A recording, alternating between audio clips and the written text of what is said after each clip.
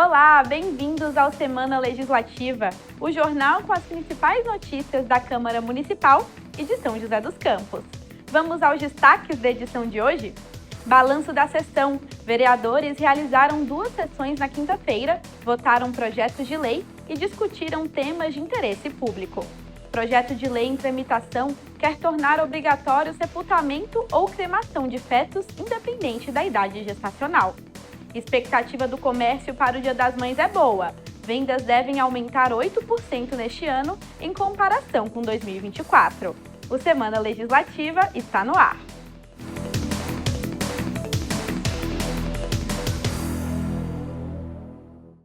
Vamos abrir o jornal de hoje com um balanço da sessão. Os vereadores realizaram nesta quinta-feira as 2 sessões plenárias da semana. O primeiro encontro foi para a discussão de assuntos de interesse público e análise de documentos como requerimentos e indicações.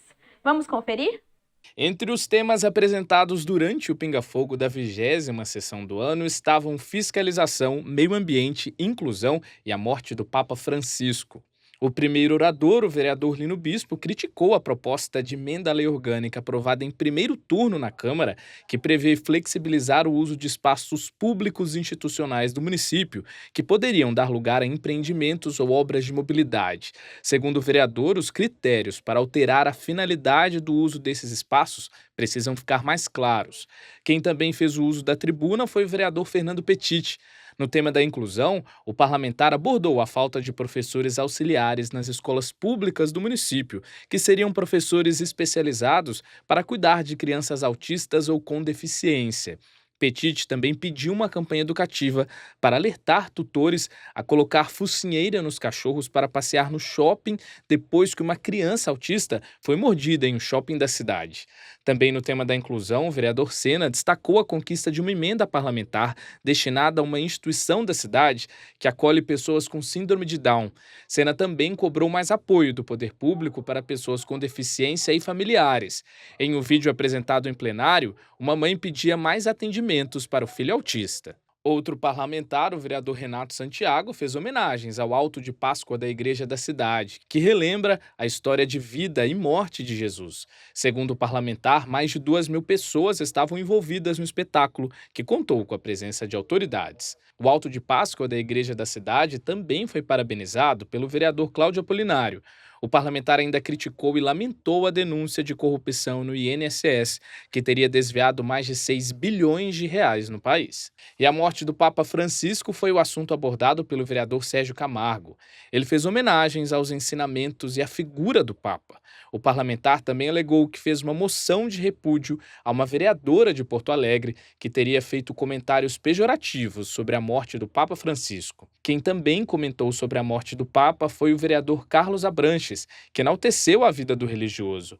Abranches também fez um histórico de grandes nomes de joseenses que ajudaram a construir a cidade e citou um feito histórico de um pesquisador de São José que recebeu um prêmio internacional, considerado o Nobel do Meio Ambiente. Os vereadores também aprovaram durante a sessão a criação da Frente Parlamentar de Combate ao Abuso e à Importunação Sexual de Crianças e Adolescentes no Ambiente Escolar e Virtual. A sessão contou ainda com a apreciação de indicações, requerimentos, moções e outros documentos. Entre os requerimentos e indicações, a maior parte pedia ações de manutenção pública, como podas de árvore, troca de lâmpadas, tapa-buraco e ronda policial em alguns bairros. Outros requerimentos também solicitavam informações à Prefeitura sobre serviços de mobilidade, saúde e segurança, além de cobranças por mais agilidade na marcação de consultas médicas. As sessões da Câmara são realizadas todas as terças e quintas, com transmissão ao vivo, a partir das 4 horas da tarde. Você pode acompanhar os trabalhos em plenário na íntegra no nosso canal do YouTube. Ainda sobre a Câmara Municipal, o professor José Carlos de Oliveira recebeu durante sessão solene a medalha Cassiano Ricardo. A honraria é uma forma de reconhecer a contribuição do educador para o desenvolvimento social da cidade. Em cerimônia realizada no plenário da Câmara, o professor José Carlos de Oliveira recebeu a medalha Cassiano Ricardo. A honraria é destinada a pessoas e instituições que contribuem com boas ações em São José dos Campos e reconhece os serviços importantes prestados na cidade. A iniciativa foi do vereador Fernando Petiti e aprovada por todos os parlamentares. Durante a homenagem, o vereador ressaltou o papel importante do professor para a educação joseense. O professor José Carlos de Oliveira, 71 anos de educação, né? Não é para qualquer um, até brinquei no discurso que ele deve estar no Guinness Book, né? Mas José Carlos mostrou, né, um grande profissional, um grande professor, diretor respeitado de São José dos Campos. Nascido em São José e prestes a completar 91 anos, José Carlos tem 70 anos de vida dedicados à educação. A carreira como docente foi iniciada em 1955, nas cidades de Tupi Paulista e Mogi das Cruzes. Em 1963, casado com a também professora Elídia Tedesco, retornou ao município joseense e trabalhou até 1983, quando se aposentou como supervisor na delegacia de ensino da cidade. A trajetória foi relembrada e valorizada por familiares.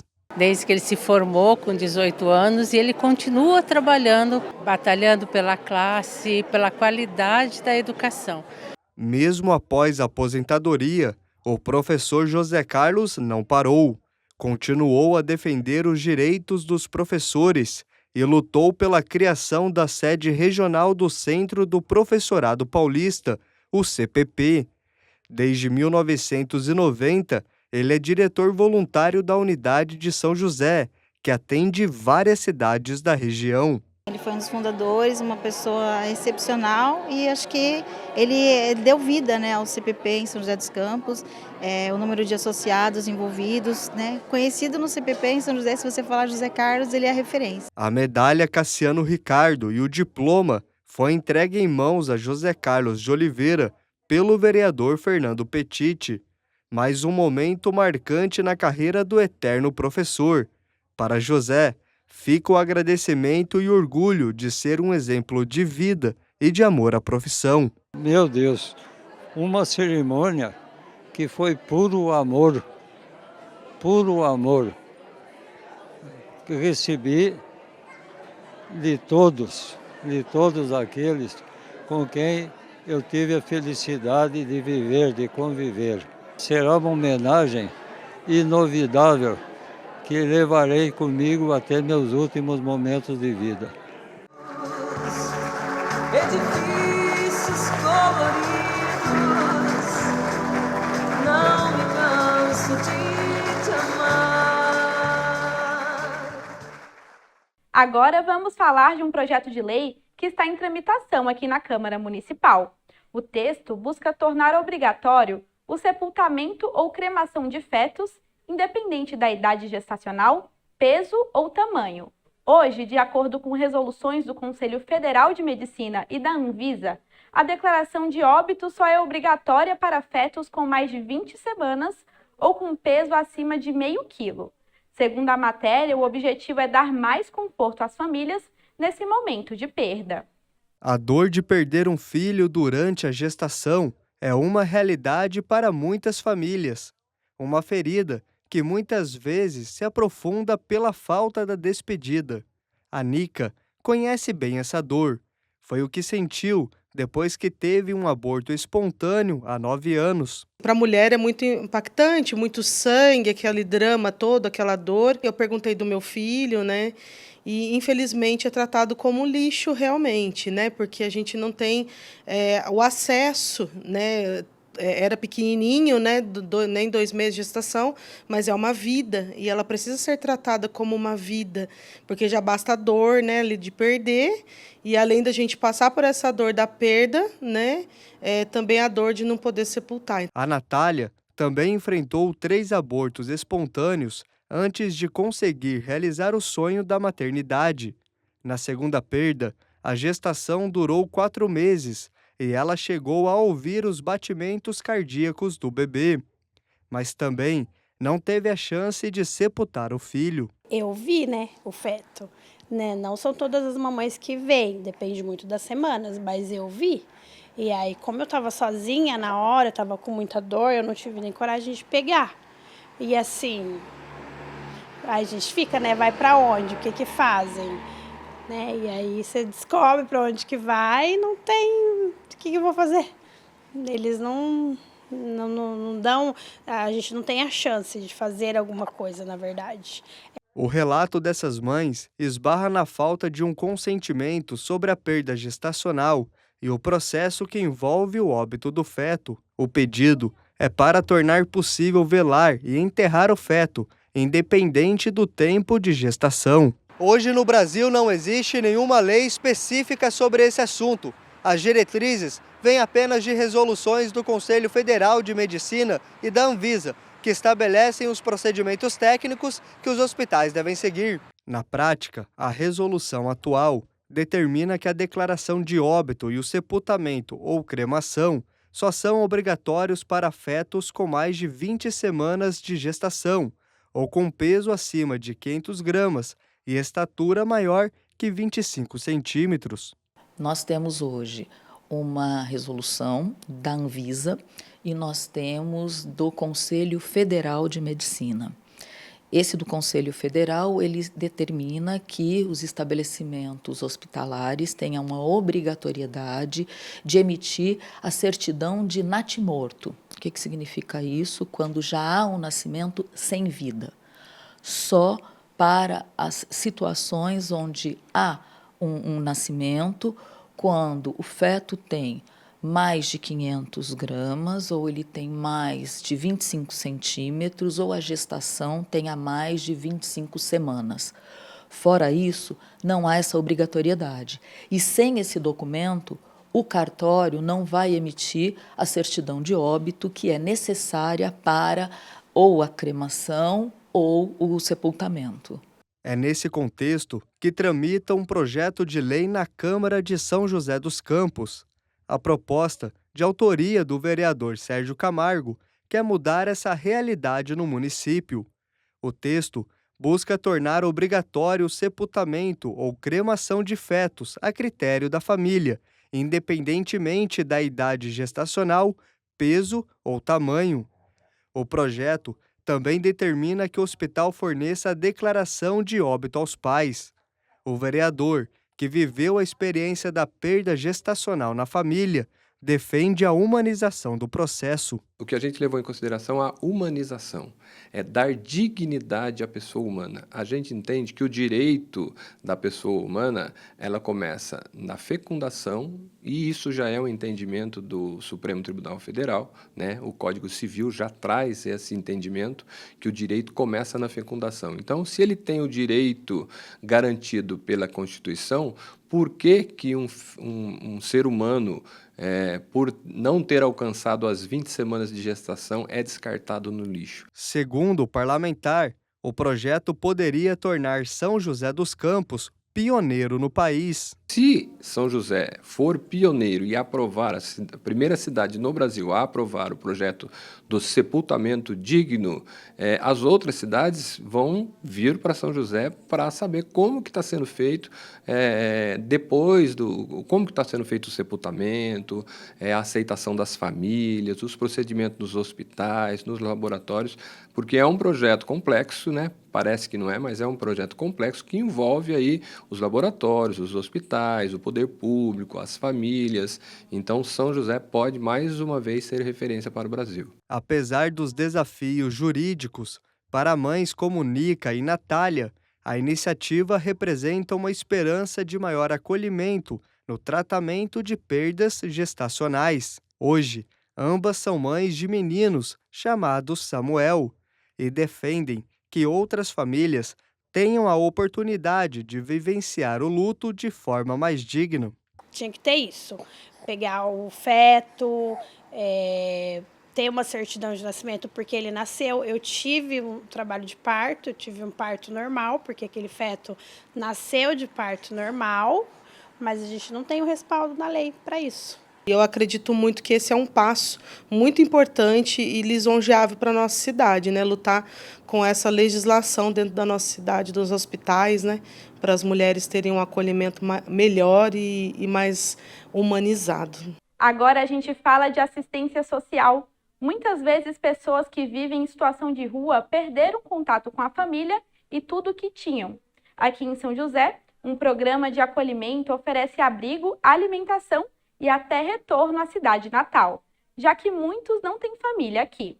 Para os vereadores, o olhar do poder público para essa parcela da população é essencial para garantir dignidade e oportunidade. Cenas de pessoas vivendo nas ruas são comuns em diversas cidades do país e em São José dos Campos não é diferente. São pessoas que, por algum motivo, perderam tudo ou parte do que tinham, até mesmo o contato com a família. E para ajudar essas pessoas que estão em situação de rua, a cidade promove ações que visam fazer a abordagem e o acolhimento. Hoje nós temos 17 equipes que fazem a abordagem social com 2 educadores e mais um motorista, 24 horas durante 7 dias por semana, acolhendo e tentando fazer o melhor para quem mais precisa e para os moradores em situação de rua. Atualmente, São José conta com 3 abrigos que acolhem cerca de 200 pessoas e oferecem 5 refeições, local para banho e dormitório. Todo amparo que a gente pode dar para esses abrigados, para que eles entendam que ter mais dignidade, voltar a se socializar e ter a condição da dignidade, né, a gente faz nesse amparo dentro dos abrigos. Além do acolhimento, o serviço voltado às pessoas em situação de rua também concede outras ajudas, como passagem para cidades de origem, por exemplo. Muitos vêm de fora de São José, né? E nessas condições nós temos também essa equipe muito preparada que faz a conscientização e oferecem para eles todo o amparo para que eles retornem à cidade de origem. Hoje nós temos de 10 a 15 imigrantes por dia que retornam para suas cidades. A gente dá uma condição para ele de roupa nova, uma alimentação, né, um banho, uma alimentação, para que eles retornem para a sua cidade. Para Marcos Valdir, professor de Serviço Social da Univap, o trabalho de acolhimento é importante, mas também é preciso fazer uma análise mais ampla para entender quem são essas pessoas que estão em situação de rua e, assim, melhorar o serviço de acolhimento. Todo e qualquer programa destinado a esta complexidade que é a vivência em situação de rua precisa ser pensado na articulação das políticas públicas. Nós não podemos acreditar que a política de assistência social vai dar conta disto sozinho. Nós temos o Plano Nacional para atuação com a população em situação de rua. O plano já diz da articulação da política da saúde, da educação, da habitação, da assistência social, trabalho, emprego e renda. Os vereadores também defendem a adoção de políticas públicas para moradores em situação de rua. Segundo os parlamentares, o município deve buscar ações para garantir a oportunidade a quem vive nessa condição. Essa operação é extremamente importante porque ela traz dignidade para as pessoas, né? Às vezes, pessoas que tiveram problemas familiares vão morar na rua, outras que ao mesmo não têm nem família, né, e também estão morando em rua, elas podem ter um abrigo digno, alimentação adequada, higiene adequada e, como eu disse, ter dignidade. E aí deve ser o olhar que, a meu ver, deve orientar a prefeitura. Cuidar da qualidade dos abrigos para oferecer a quem vai para lá para aguentar, suportar o frio da madrugada, com coberta, com banho, tudo, possa ser um local que acolha de maneira correta, ordenada, organizada. Os parlamentares ainda acreditam que a Câmara também pode participar deste debate, propondo projetos de lei ou iniciativas conjuntas para diminuir o número de pessoas em situação de rua. Nós temos várias opções, né, aqui dentro da Câmara, seja através de um novo projeto de lei, né, que traga efetivamente esse projeto à nossa realidade, como também que os vereadores, através das indicações nas diversas andanças que nós temos pela cidade, indicar para a Prefeitura os pontos onde existam esses moradores de rua e aí sim a Secretaria de Apoio Social ao Cidadão fazer essa intervenção. O importante é convencer quem está na rua a ir para um abrigo. Muitas vezes eles não querem. É preciso que haja então um suporte do trabalho social da Prefeitura para que os assistentes sociais possam chegar junto com as atividades de rua e fazer com que essas pessoas entendam o quanto é importante um trabalho como esse. Vamos fazer uma pausa rápida e na volta falamos sobre economia. Uma pesquisa mostra que a principal preocupação dos brasileiros é a questão financeira. Volto já!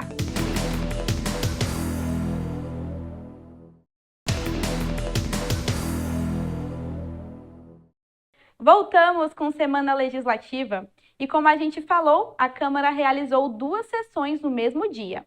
Agora te mostramos como foi o balanço da 21ª sessão, que teve como foco a análise de votação de projetos de lei. Entre os projetos aprovados durante a 21ª sessão do ano, estão propostas de homenagens a moradores de destaque na cidade. Uma das matérias vai conceder ao cientista joseense Eduardo Brondizio a Medalha de Mérito Ambiental Chico Mendes. Eduardo foi indicado a um prêmio internacional considerado o Nobel do Meio Ambiente. Outro projeto aprovado vai conceder ao jornalista e pesquisador do INPE, Climério de Souza Ferreira, a Medalha Cassiano Ricardo.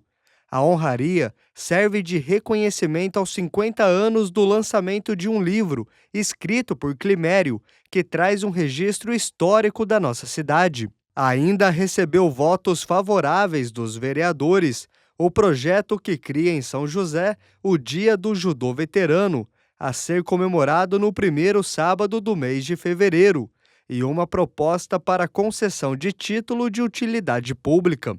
Já durante o grande expediente, o vereador Rogério Dacazem comentou sobre problemas de distribuição de água no distrito de Eugênio de Melo e elogiou o trabalho executado pela Secretaria de Manutenção da cidade na região.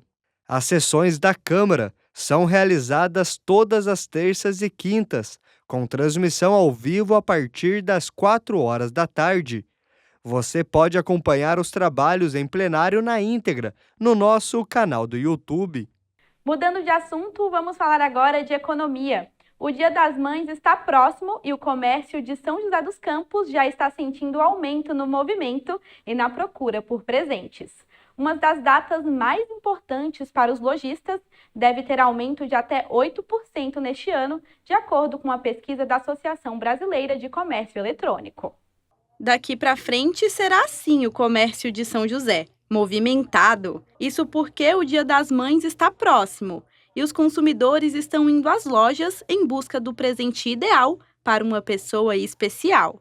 Neste ano, a data será comemorada em 11 de maio. E o Dia das Mães é uma das épocas mais lucrativas para o comércio, perde apenas para o Natal.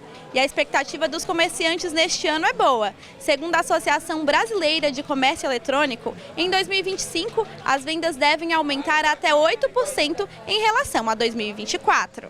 É o caso do vendedor dessa ótica no centro da cidade. Ele espera um aumento significativo nas vendas dos produtos, como óculos, colares e relógios. Eu creio que o movimento nesse ano deve aumentar uns 30% e o movimento deve ser um pouco melhor do que o ano passado. E de acordo com a pesquisa da APEC, Associação Paulista dos Empreendedores do Circuito de Compras, a tendência dos últimos anos revela um aumento das buscas por itens de beleza e bem-estar. Essa vendedora de uma loja do segmento comemora o aumento da procura. Para atrair mais clientes, o comércio vende kits prontos de produtos de beleza. A nossa área de body splashes, perfumes, hidratantes é o carro-chefe da loja. Então a gente tem a expectativa de um aumento maior em cima principalmente desses produtos. Essas estratégias atraem ainda mais clientes, que em sua maioria, 79,2%, devem gastar acima de R$ 450, segundo uma pesquisa da RCEL com apoio da ASUS. O perfil dos compradores, de acordo com os lojistas, são maridos e filhos que vão juntos em busca do presente ideal para as mães. Geralmente filhos com os pais, assim, aí eles costumam vir para presentear as mães, né, de uma forma simbólica nesse dia. Outro setor animado com o Dia das Mães é o de bares, restaurantes e hotéis. De acordo com os senhores, Sindicato dos Hotéis, Restaurantes, Bares e Similares, Neste ano, a expectativa é de um aumento de 15% no movimento, em relação ao ano passado. Sem dúvida nenhuma, é o dia mais movimentado do ano para os restaurantes, para os bares, né, para quem trabalha com, serve as pessoas a alimentação fora do lar. Então, todo ano é uma expectativa muito grande, é uma preparação muito grande. Alguns trabalham com reserva, outros não, enfim, aí cada um deve ver a melhor maneira de trabalhar. A procura por reservas já começou.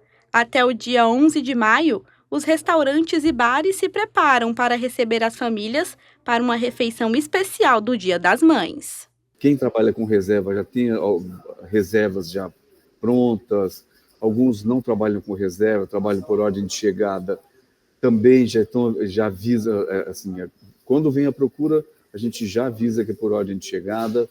Lotou o restaurante, quem chegar primeiro entra primeiro, né? Enfim. Então, mas com certeza a procura já vai estar bem aquecida.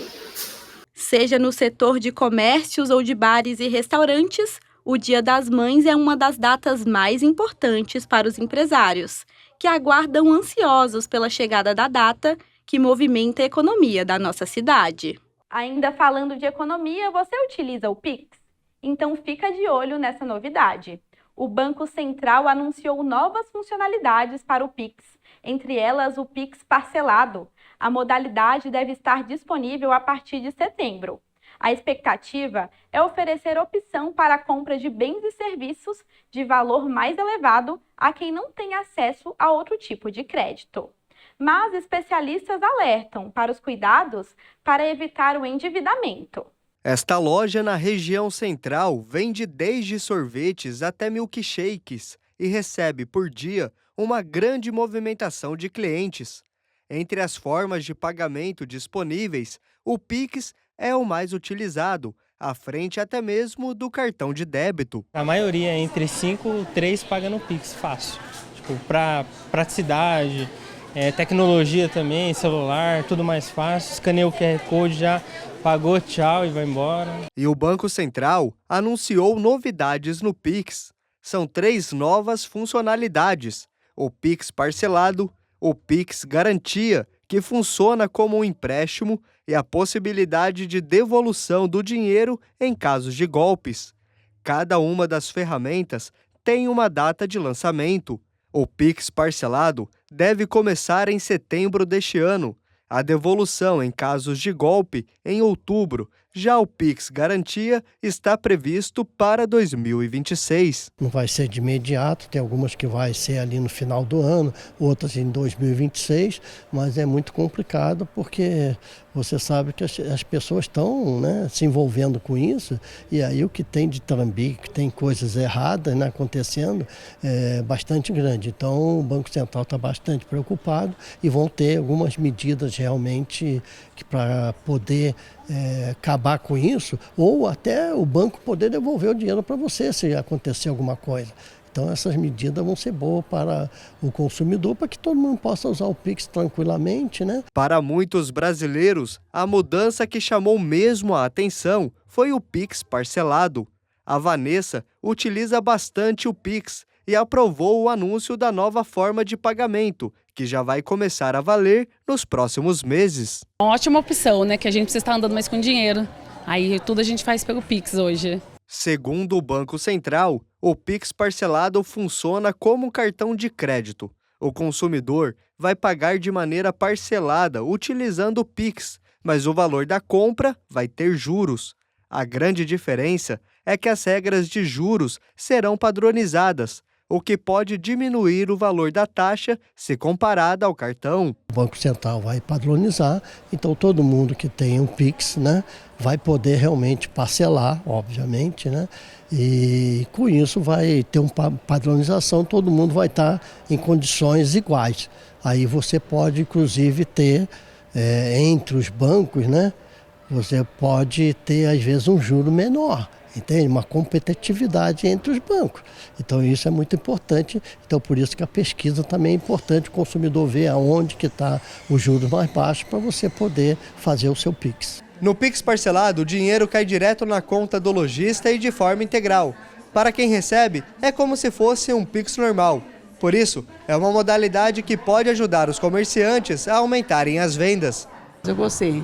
Como vai cair na hora para mim tudo integral, para mim gostei. E o freguês também espero que vai ser um juro bem pequeno também. Ainda de acordo com o Banco Central, a novidade também ajuda a população que não tem acesso ao cartão de crédito a fazer compras parceladas.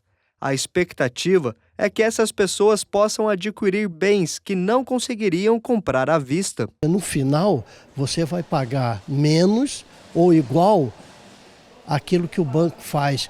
Pagar 10 vezes sem juros. Quer dizer, que você sabe que 6 vezes sem juros não existe, né? O juro está ali embutido. Então ele acha que o valor da mercadoria vai ser menor ou igual a esse valor. Quer dizer, então a perspectiva é boa para o consumidor. Mas vale o alerta. Apesar da nova possibilidade do Pix parcelado, a melhor dica é sempre evitar o endividamento a longo prazo e, se possível, optar pelas compras à vista. Esse Pix parcelado, cartão de crédito, isso você só usa para uma necessidade. Por exemplo, minha geladeira pifou, eu não vivo sem geladeira, eu não tenho dinheiro, aí você vai usar o Pix parcelado para isso, tá certo? É para essas coisas. Agora, do contrário, né, você tem que comprar realmente à vista. Você tem perdido o sono por conta de questões financeiras? Uma pesquisa do Datafolha mostra que exatamente uma das principais preocupações dos brasileiros está ligada à economia. E um dos motivos é o aumento das taxas de juros do país, que refletiu no poder de compra da população. O que mais te preocupa? Para muitos moradores de São José dos Campos, a resposta é unânime. O salário mínimo nunca aumenta, a gente tem cada vez mais dificuldade em conseguir emprego. O valor dos produtos, o aumento intenso nos últimos dias, nos últimos meses, preocupa na hora de fechar a conta do mês. Às vezes o salário, para quem ganha o salário mínimo, acaba faltando dinheiro. Um levantamento publicado pelo Instituto Datafolha nas primeiras semanas de abril mostra que o que mais preocupa os brasileiros é a economia. O tema teve um aumento de quase 10 pontos percentuais em relação à pesquisa feita em dezembro do ano passado. As questões financeiras cresceram na preocupação dos brasileiros mais do que outros temas como saúde, educação e segurança. Uma das explicações pode estar no aumento das taxas de juros do país, que refletiu no poder de compra. Só em fevereiro, a inflação no Brasil chegou a 1,31%. Foi o maior índice para o mês em anos. Para tentar aliviar o bolso da população, o governo federal zerou o imposto de produtos como carne, café e óleo. Mas especialistas alertam, os efeitos dessas medidas ainda não chegaram às prateleiras. Você tirar, por exemplo, as alíquotas, né, sobre produtos importados, principalmente aqueles produtos que estão com elevação de preço e também com falta de oferta em função das condições climáticas, ajudam, né? Mas solução, em definitivo, isso não traz a curto prazo, não. Essas medidas, elas vão surtir efeito, se surtirem, de médio para longo prazo. Na Câmara de Vereadores de São José, a situação vem sendo acompanhada de perto. O vereador Sérgio Camargo destaca que o aumento dos preços afeta e preocupa todas as áreas da vida da população. Os preços impactam na cesta básica, na alimentação, no transporte, água, luz, energia, ou seja, as pessoas hoje vivem preocupadas se vão conseguir pagar a conta do mês que vem. Então é um impacto muito grande. A inflação atrapalha muito a vida das famílias hoje, né? O vereador Carlos Abranches reforça que para reduzir essa preocupação dos brasileiros, a discussão precisa ser coletiva.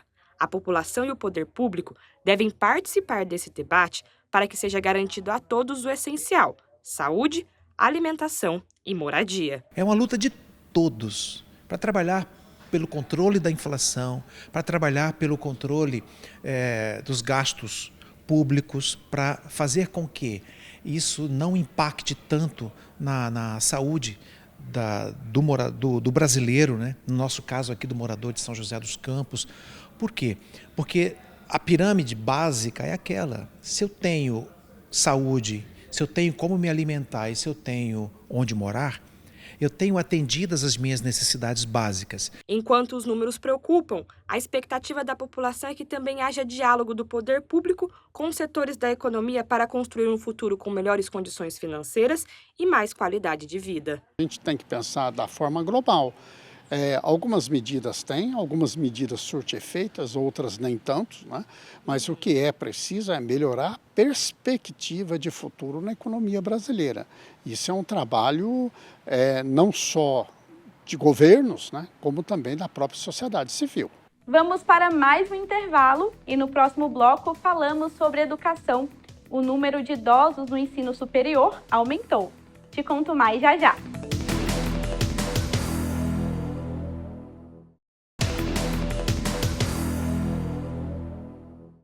Estamos de volta com Semana Legislativa. Vamos falar de educação. Dados do Censo Escolar do Ministério da Educação mostram que São José dos Campos registrou o crescimento do ensino integral em 2024 na comparação com o ano anterior. A alta foi tanto no ensino regular quanto no especial. Esses alunos da rede municipal passam grande parte do dia aqui, na escola. Isso porque eles estudam em tempo integral. Além do aprendizado dentro da sala de aula, também participam de uma série de atividades. Ela fica no mínimo 7h30 e no máximo até 10 horas na escola, né, numa jornada bem ampla, né, onde são ofertadas atividades variadas para desenvolver mesmo competências e de acordo com as habilidades e vontades que os alunos desejem. Não é de hoje que os estudantes brasileiros estão ficando mais tempo nas escolas. A educação em tempo integral vem crescendo no país, e isso reflete no número de matrículas.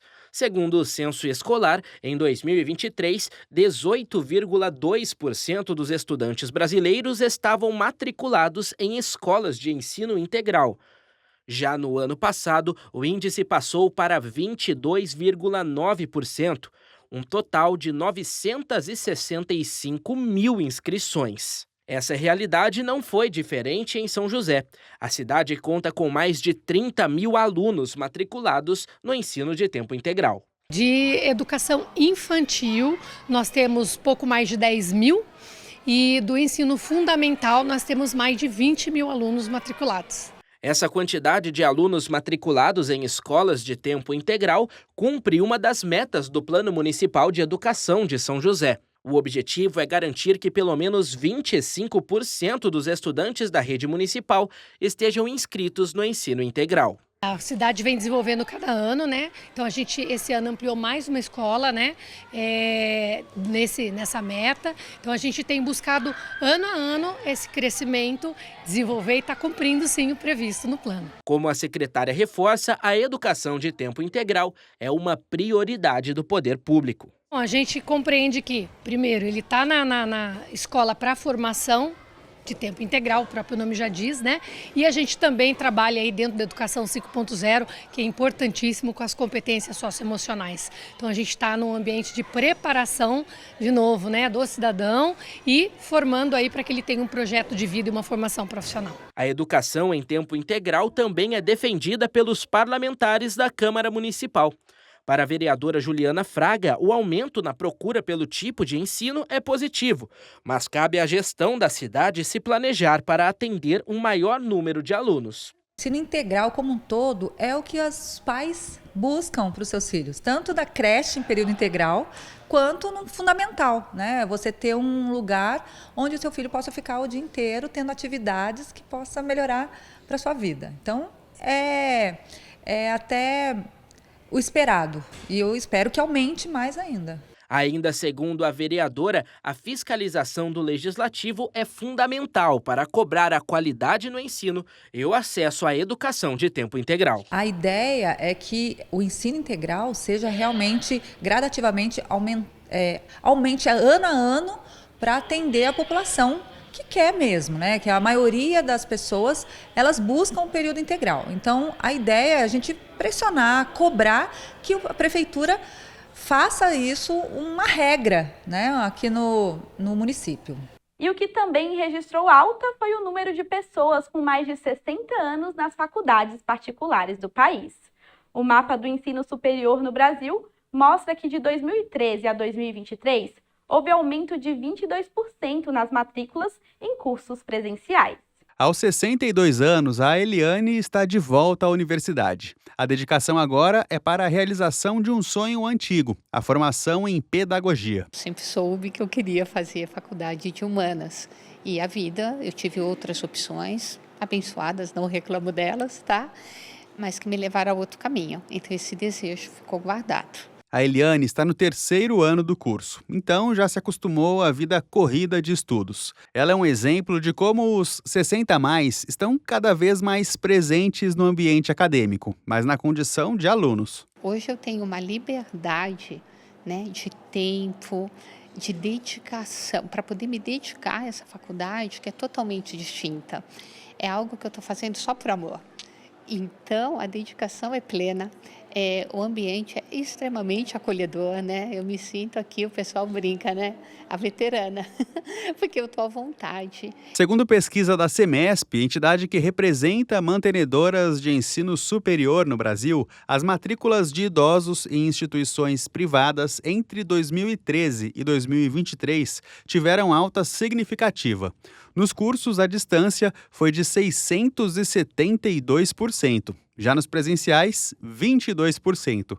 Para essa mestre em educação, esses números são consequências de mudanças sociais multifatoriais. São pessoas que não tiveram oportunidade, na época, né, da sua juventude, do início da sua vida adulta, de fazerem uma universidade, né?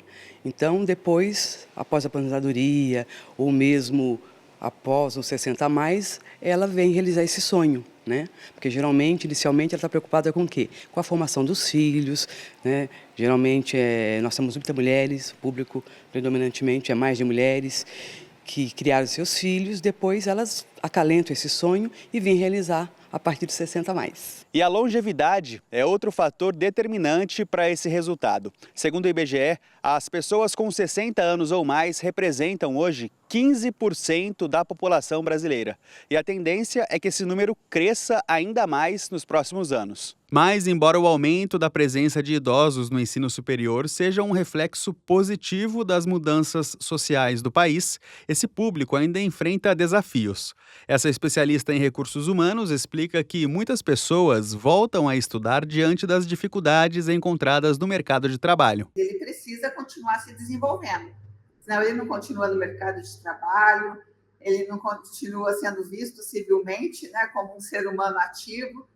E a entrada na faculdade é uma forma de ele mostrar a civilidade dele, né, de que ele está ali, que ele ainda pode aprender, e realmente nós podemos aprender, né? A neuroplasticidade do nosso cérebro vai até morrermos. Então, quanto mais você ativa o cérebro e usa, melhor é o fato do aprendizado. E com tantas mudanças e atualizações no mercado de trabalho, a continuidade dos estudos passa a ser uma obrigação de quase todo profissional. Buscar novos cursos e graduações é um passo importante para se manter empregado e começar novos projetos pessoais. Por isso, no cenário futuro, as faculdades deverão ter mais diversidade entre os alunos. Além do lado profissional, a dedicação aos estudos também colabora para a vida pessoal. A sala de aula oferece ferramentas para a inclusão social, a saúde mental e estimula o desenvolvimento intelectual, fatores que contribuem para a autoestima e realização. O tempo é um ativo importante nesse período, né? Nós já temos menos anos de vida do que vida vivida. Né? Então, precisa ver onde que você vai entregar o seu tempo. Você gosta de estudar? Estudar te faz se sentir melhor? Te traz qualidade de vida? Então, vai estudar. Você gosta de viajar? Pega esse tempo que você tem e vai viajar, se você puder. Sabe, sempre utilizar o seu tempo e se preparar para aquilo que vai te dar prazer. E olha que legal! Aqui em São José dos Campos, os alunos que se destacam na Olimpíada do Conhecimento da cidade fazem parte até de um time olímpico, que vai representar nossas escolas públicas em competições nacionais, como a OBMEP, a Olimpíada Brasileira de Matemática.